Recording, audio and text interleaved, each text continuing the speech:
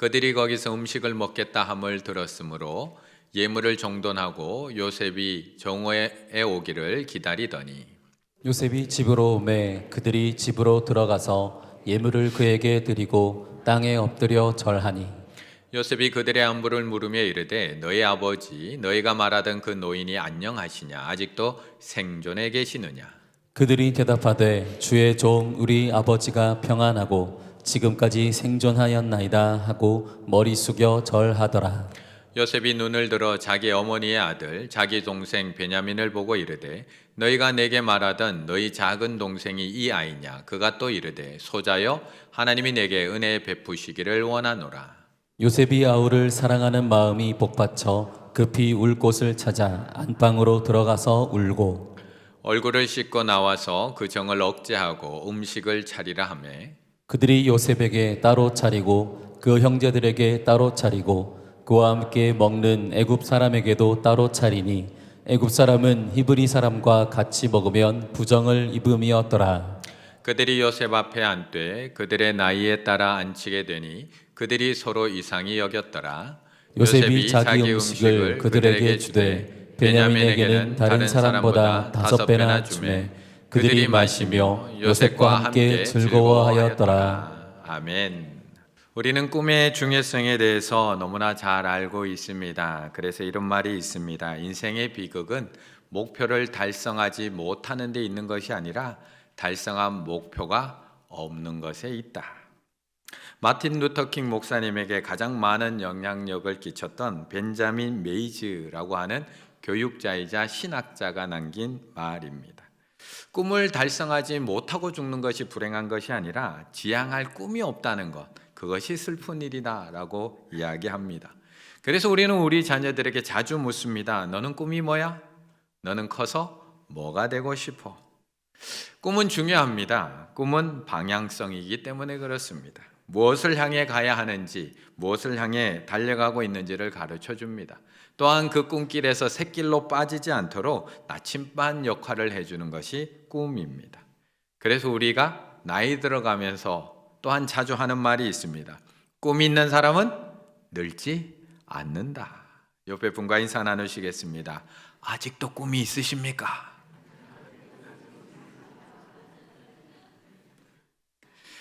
요셉이 이렇게 힘들고 어려운 시간들을 잘 견디고 이겨낼 수 있었던 것, 물론 하나님께서 함께 하심, 하나님의 인도하심 때문입니다.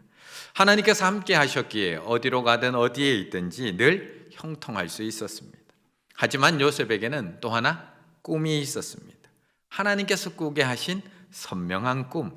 창세기 37장 7절과 9절에 보면 두 가지 꿈을 꾸게 하십니다. 우리가 밭에서 곡식단을 묵더니 네 단은 일어서고 당신들 형들의 단은 네 단을 둘러서 절하더이다. 첫 번째 꿈, 요셉이 또 꿈을 꾸고 그의 형들에게 말하여 이르되 내가 또 꿈을 꾼즉 해와 달 11별이 내게 절하더이다.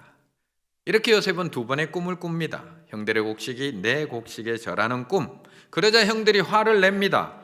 네가 참으로 우리의 왕이 되겠느냐.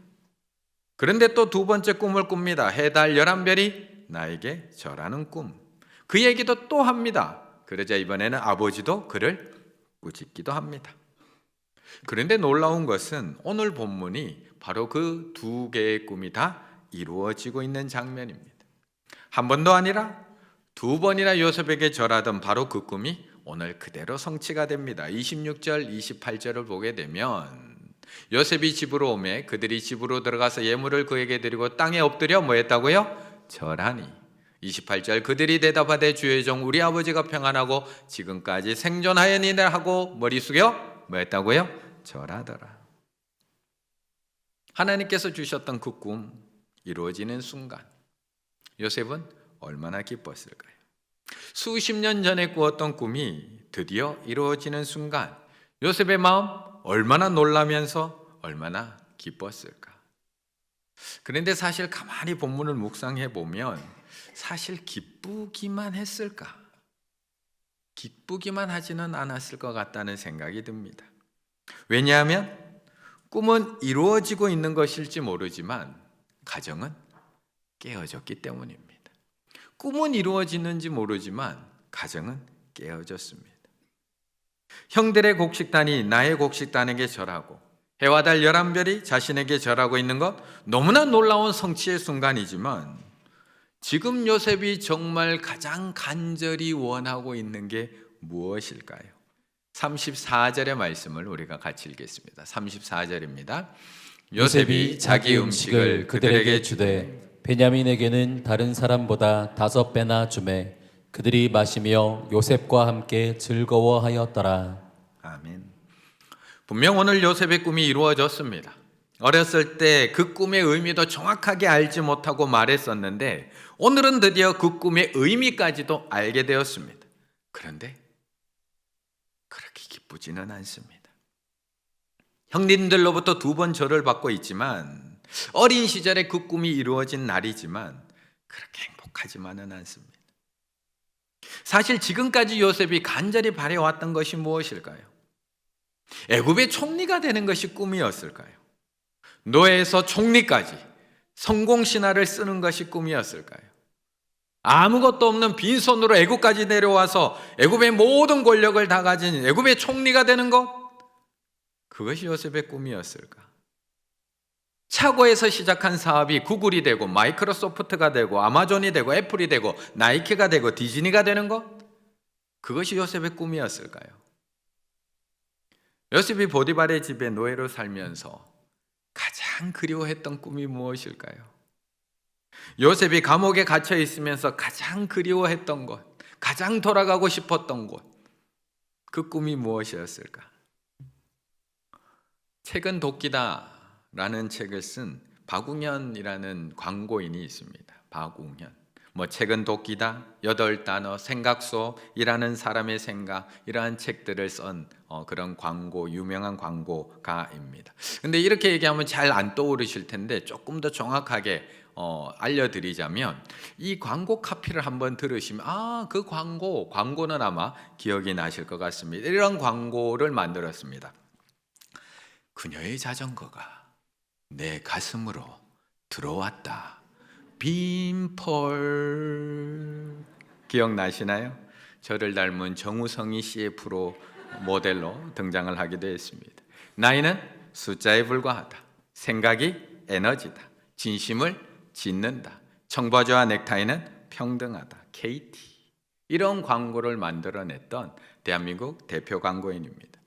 그런데 몇 년 전에 이분이 어떤 한 잡지사와 인터뷰를 하면서 옛날 과거를 이야기하면서 이런 이야기를 합니다.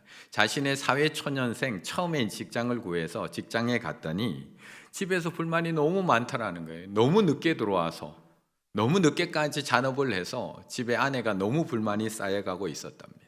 그때 선배들이 이 박웅현 씨에게 이렇게 이야기를 해줍니다. 광고 잘하려면 가정을 포기해야 된다. 광고인으로 성공하려면 가정 포기해야 된다. 그래서 그 얘기를 듣고 박용현 씨가 이렇게 대답을 했다고 합니다. 가정을 포기하려면 광고 왜 합니까? 전 이게 중요한 포인트 같아요. 저는 광고를 위해 태어난 사람이 아닙니다. 저는 광고에 사명감 있지 않아요. 근데 잘하고 싶어요. 왜? 그게 내 딸 등록금이 되니까. 가정을 포기하는 사람은 결국 행복하지 않아요. 행복하지 않은 사람과 일한다는 것, 나도 불행한 일을 하고 있다는 증거입니다. 요셉이 매일매일 꿈꿨던 게 뭘까요? 언제가 내가 성공해서 너희들 다 내 앞에 절하게 만들 거야. 이거 꿈꿨을까요? 아니면 예전처럼 12형제가 아버지의 식탁에 둘러앉아서 함께 찬양하고 함께 기도하고 함께 즐겁게 먹고 마시는 그 순간을 꿈꿨을까요? 요셉이 매일 아침마다 내가 이 나라의 총리가 되어서 나를 판 형들에게 꼭 복수하고 말 거야. 매일매일 복수를 꿈꿨을까요? 아니면 작은 식탁에 작은 촛불 하나 켜놓고도 가족들이 거기 옹기종기 모여 손 모아 기도하고 있는 그 가정들을 보면서, 창밖으로 그 가정들을 보면서 언제가 나도 가족들 다시 만나서 저렇게 함께 즐거워하고 싶어. 나도 함께 저렇게 즐거운 식탁 또 그 자리에 내가 만들 거야. 그거 꿈꿨을까요? 34절 요셉이 자기 음식을 그들에게 주되 베냐민에게는 다른 사람보다 5배로 주매 그들이 마시며 요셉과 함께 뭐 했다고요? 즐거워하였더라. 2번 절 받은 게 기뻤을까요? 아니면 지금 이 순간 34절 함께 식탁에 둘러앉은 이 순간이 즐거웠을까요? 얼마나 오랫동안 꿈꾸며 기다린 순간일까요? 지금 요셉이 얼마나 행복할까요? 그렇다면 지난 주일날 우리 하나님은 얼마나 행복하셨을까요?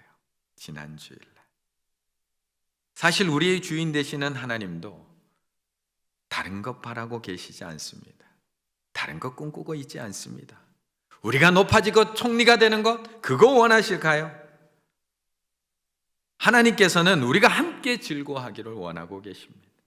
우리 모두가 함께 천국 식탁에 둘러앉아서 함께 즐거워하며 함께 찬양하며 함께 그 기쁨을 누리는 것 하나님이 원하시는 것 그거 아닐까요? 그래서 마태복음 22장 2절에서 하나님이 어떤 분인지를 우리에게 명확하게 얘기해 주는 겁니다. 천국은 마치 자기 아들을 위하여 혼인잔치를 베푼 뭐 같다고요? 어떤 임금과 같으니. 하나님이 기뻐하시는 것은 내가 만든 나의 자녀들이 죽음의 길로 가는 것이 아니라 다 하나님 앞에 나와 함께 천국의 식탁에 앉아 함께 즐거워하며 함께 기뻐하며 그 구원의 잔치에 참여하는 것. 그래서 우리는 지난 주일에 생명회복의 날 초청 예배를 드렸습니다. 구원열차라는 뮤지컬 예배를 준비하고 만찬을 준비하고 선물을 준비하고 잔치를 준비해서 200여 명이나 되는 분들을 초청해서 함께 즐거울 수 있는 그런 잔치의 자리를 만들었습니다. 왜요? 그게 하나님의 꿈이니까요. 하나님께서 자신의 자녀들이 다 천국 잔치에 초대되어서 그 식탁에 함께 둘러앉아 먹고 마시기를 원하고 계시니까요. 그래서 우리는 수고롭지만 그 일을 감당하는 겁니다. 그런데 우리가 한번 생각해 봐야 될 것은 초청받는 사람들의 마음은 어땠을까요? 초청받는 분들의 마음. 우리는 정말 기쁘고 행복한 마음으로 초청했고 즐거운 마음으로 초청했고 기다리는 마음으로 잔치를 준비했는데 초청받는 형제들의 마음은 과연 어땠을까? 오늘 지난주도 오시고 오늘도 오신 분도 계시겠지만 마음 어땠을까? 18절의 말씀 함께 읽습니다. 그 사람들이 요셉의 집으로 인도되매 두려워하여 이르되 전번에 우리 자루에 들어있던 돈의 일로 우리가 끌어드는도다. 이는 우리를 억류하고 달려들어 우리를 잡아 노예로 삼고 우리의 나귀를 빼앗으려 함이로다 하고. 아멘. 분명히 요셉은 은혜를 베풀고 있습니다. 형들을 위해서 짐승을 잡고 만찬도 준비하고 있습니다. 그리고 심한 기근에 지쳐있던 형제들을 풍성한 식탁으로 초청하고 있습니다. 그런데 형제들은 이상하게 요셉의 집에 가까워지면 가까워질수록 두려워하고 있습니다. 내가 지난날에 무슨 잘못을 했지? 도대체 우리를 어디로 끌고 가려고 하는 거야? 두려워하고 있습니다. 아니면 뭔가 다른 의도가 있는 거 아니야? 도대체 저 사람이 우리에게 이런 호의를 베푸는 이유가 뭘까? 세상에 공짜는 없는데 도대체 우리를 잡아서 노예로 삼으려고 하는 걸까? 아니면 우리에게 마지막 남은 이 나귀마저도 빼앗아 가려고 하는 걸까? 요셉의 호의를 은혜로 받아들이지 못하고 두려워하고 있습니다. 사실 우리가 사는 이 세상, 호의와 친절, 그리 익숙한 세상이 아닙니다. 잘 알지도 못하는 사람 호의, 우리는 불편합니다. 밑도 끝도 없는 과도한 호의, 왜 나한테 이렇게 잘해주지? 도대체 뭘 원하는 게 있지? 혹시 다른 꿍꿍이 있는 거 아니야? 두려워지는 게 우리들 마음입니다. 때로 다른 사람에게 호의를 받았다가 크게 당한 경험이 있는 사람들은 더욱 다른 사람의 호의가 의심되고 두려울 뿐입니다. 그런데 우리가 사는 세상이 왜 이렇게 된 걸까요?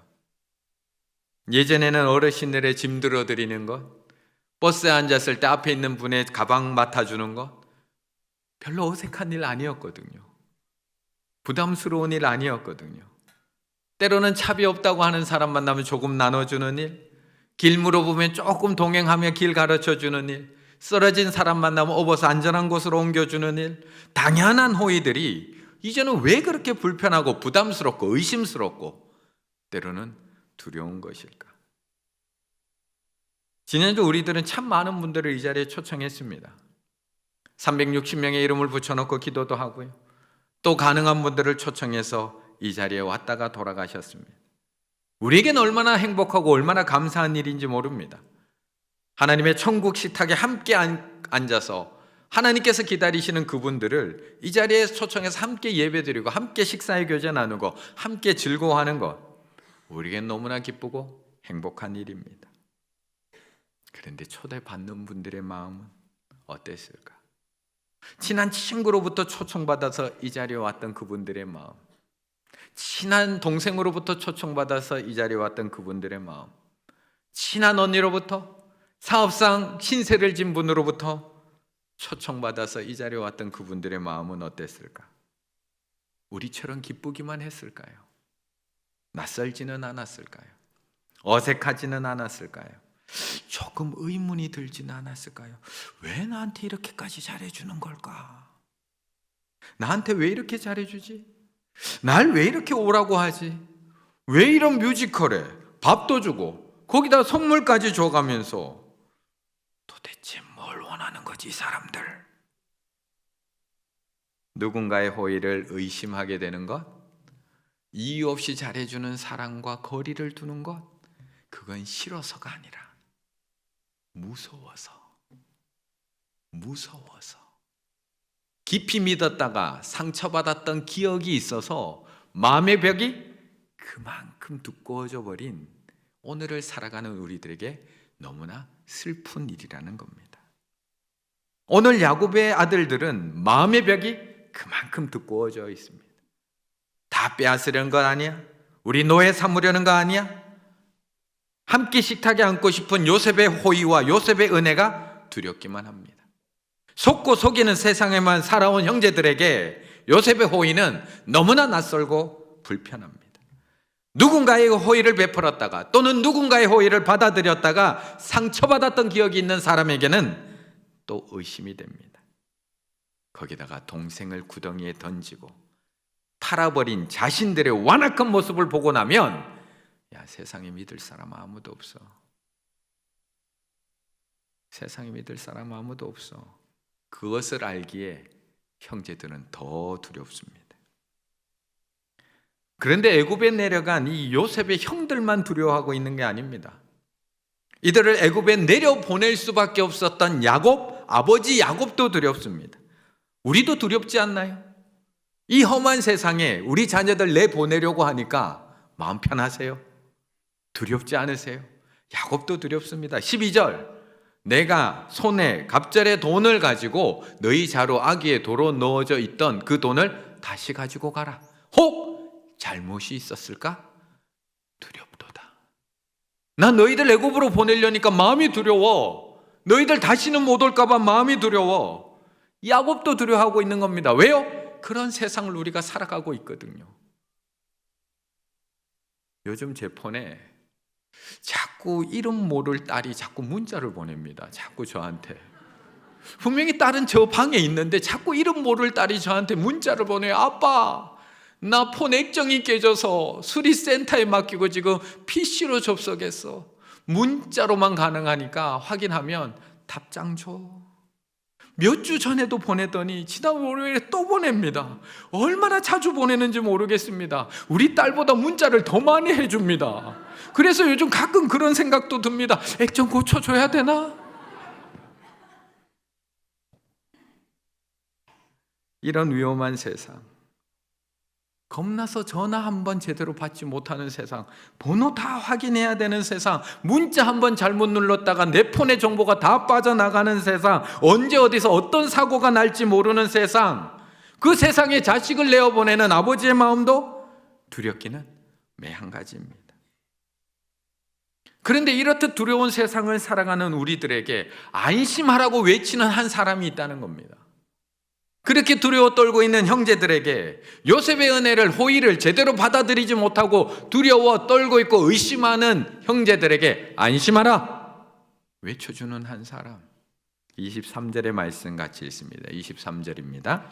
그가 그가 이르되 너희는 안심하라 두려워하지 말라 너희 하나님 너희 아버지의 하나님이 재물을 너희 자루에 넣어 너희에게 주신 것이니라 너희 돈은 내가 이미 받았느니라 하고 시므온을 그들에게로 이끌어내고. 아멘.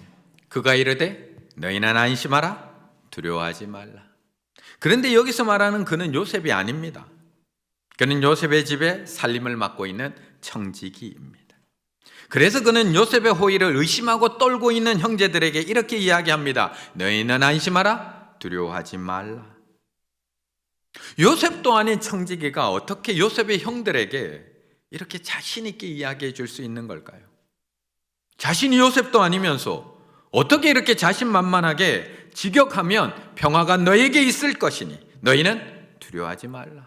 직역하면 평화가 너에게 있을 것이니 너희는 두려워하지 말라. 어떻게 샬롬을 전할 수 있는 것일까요? 평화를 전할 수 있는 걸까요? 그 이유는 이 청지기는 주인의 생각을 정확하게 알고 있기 때문에 그렇습니다. 지금 형들은 요셉의 생각을 정확하게 알지 못해서 두려워하고 있지만 지금 이 청지기는 주인 요셉이 왜 형들을 자신의 집으로 초청하고 있는지를 정확하게 알고 있습니다. 16절 요셉은 베냐민이 그들과 함께 있음을 보고 자기의 청지기에게 이르되 말해주되 이 사람들을 집으로 인도해 드리고 짐승을 잡아 준비하라. 이 사람들이 정오에 나와 함께 먹을 것이니라. 주인의 생각을 정확하게 알고 있습니다. 요셉의 청지기는 정확하게 알고 있습니다. 형제들이 한 상에 둘러앉아서 즐거운 식사를 하고자 지금 주인 요셉이 이 형들을 초청하고 있는 주인의 꿈을 이 청지기는 정확하게 알고 있습니다. 그래서 그들에게 자신 있게 말해줄 수 있는 겁니다. 너희는 안심하라 두려워하지 마라. 너희는 안심하라 두려워하지 마라. 그런데 하나님의 청지기라고 하는 우리들은 왜 오늘도 불안한 걸까요? 하나님의 뜻을 알고 하나님의 생각을 알며 하나님의 청지기라고 하는 우리들은 왜 매일매일 하나님의 말씀을 들으면서도 주인 되신 하나님의 생각과 마음을 알고 있는데도 우리는 왜 계속 두려운 걸까요? 평상시는 그렇게 신앙이 좋은 것 같은데 기근이 찾아오고 가뭄이 찾아오면 왜 불안하기만 한 걸까?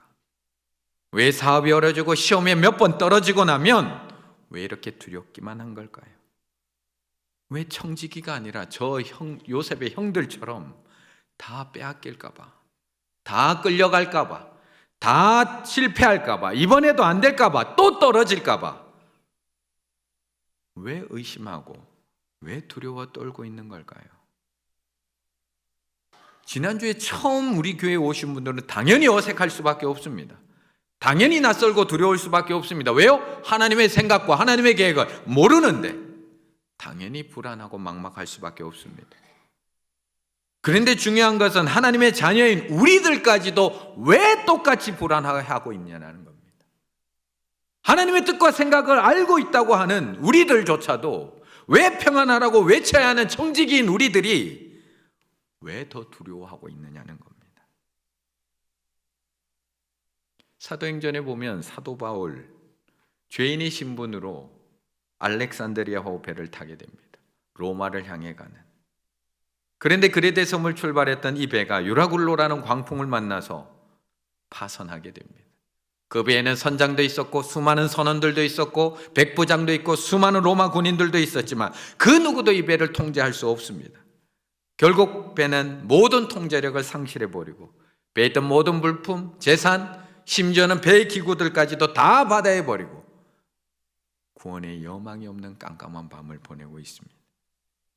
그런데 바로 그 구원의 여망이 없는 그 순간 죄인의 신분이었던 결박되어 있던 사도 바울이 그들 가운데 일어나 이렇게 외칩니다. 그러므로 여러분이 안심하라. 그러므로 여러분이 안심하라. 내가 속한 바 곧 내가 섬기는 하나님의 사자가 어젯밤에 내 곁에 서서 말하되 바울아 두려워하지 말라. 내가 가이사 앞에 서야 하겠고 또 하나님께서 너와 함께 항해하는 자를 다 너에게 주셨다 하셨으니 그러므로 여러분이 안심하라. 나는 내게 말씀하신 그대로 되리라고 하나님을 믿노라. 그런데 왜 두려워하십니까? 사도 바울은 알고 있습니다. 하나님의 사자가 말해 주어서 하나님의 생각과 계획 알고 있습니다. 사도 바울 알고 있습니다. 우리를 향한 하나님의 생각과 마음 알고 있습니다. 그래서 그는 여전히 아무것도 보이지 않는 그 캄캄한 밤에도 두려워 떨고 있는 그들에게 외칠 수 있는 겁니다. 그러므로 여러분이 안심하라. 나는 들었다는 겁니다. 나는 내게 말씀하시는 그대로 되리라. 하나님을 믿노라.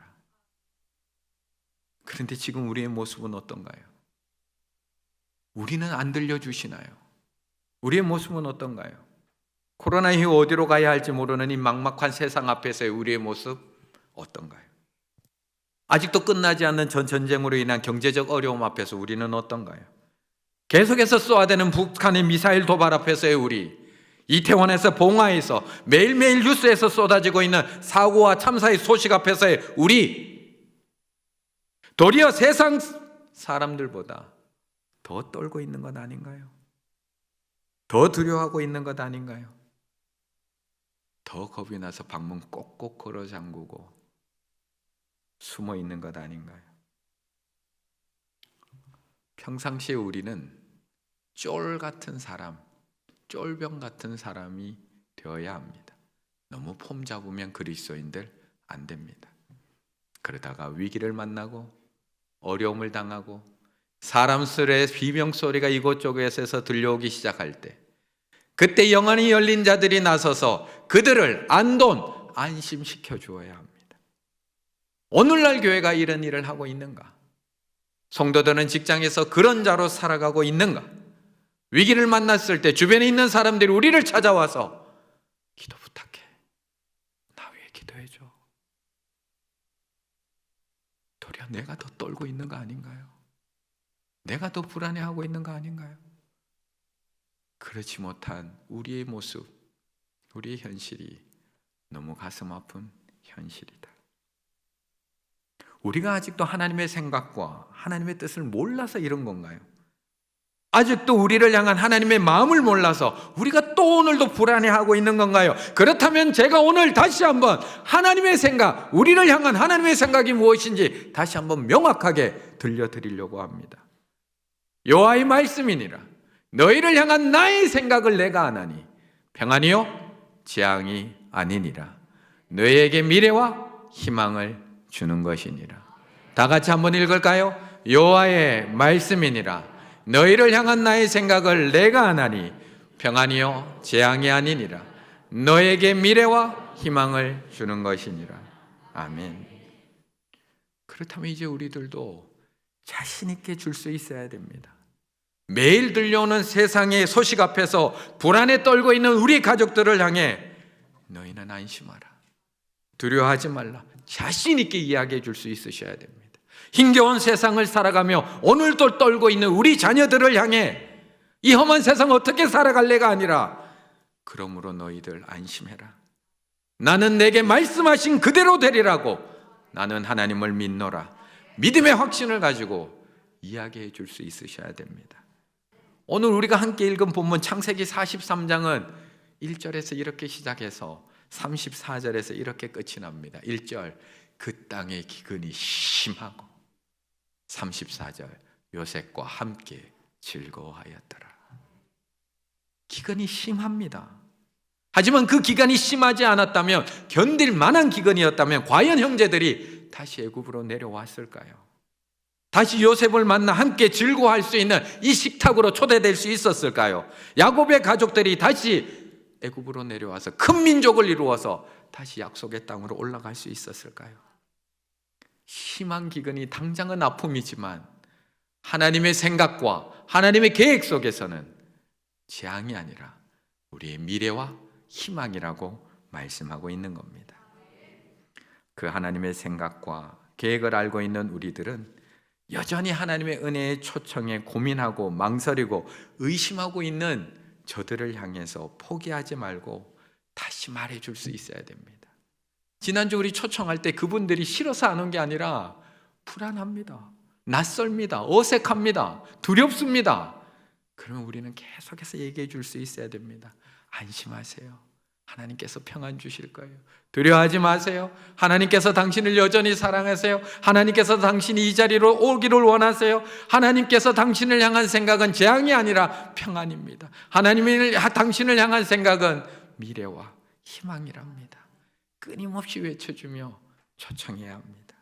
이번 한 주간도 나에게 주시는 하나님의 평강, 그 평강을 먼저 누리시고 그 평강을 가지시고 세상으로 나아가 나의 자녀들에게, 나의 가족들에게, 그리고 태신자들에게 하나님의 평강을 전해주고 돌아오실 수 있는 우리 충일의 가족들 다 되시기를 간절히 바라겠습니다.